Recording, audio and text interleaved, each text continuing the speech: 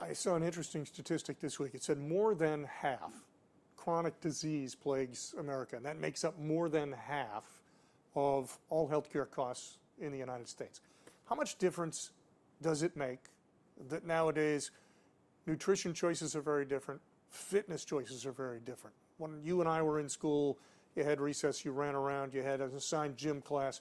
When my son was in high school, they studied out of a book how they should work out rather than going and actually working out. So what's the difference today, and how do we kind of retrain society as a whole to be careful what they're eating and to take care of themselves on a daily basis? Probably the best health advice we got from our parents was to go out and play till it was dark and then come home, right?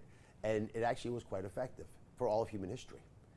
We have made it hard to be healthy in America. This is the foundation of the MAHA movement. Moms frustratingly trying to get their kids to be healthy, where the kids are told to read the book about health, not to actually do the healthy thing. The foods they buy, 55% are processed, highly processed foods. Of all the calories that are consumed in America, these foods are not designed for human life, they're designed for shelf life. And so many of the products that are in there are also manipulating your taste buds and your desire to eat and your appetite.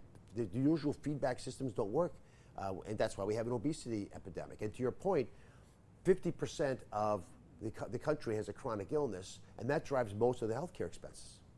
The reason we're so much more expensive to take care of than Europe, with twice the per capita cost, is because we're twice as fat. We're 10 times fatter than Japan.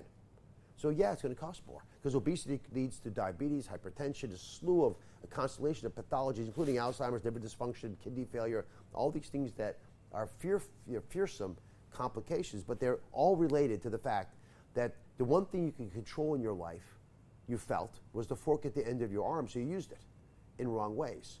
So that holistic approach to wellness, where there are things that are more important to how I feel about my role in the world and what I'm going to do with the precious temple of the soul that my parents gave me, my body, is part of this larger narrative. We're not going to fix it just by calorie counts.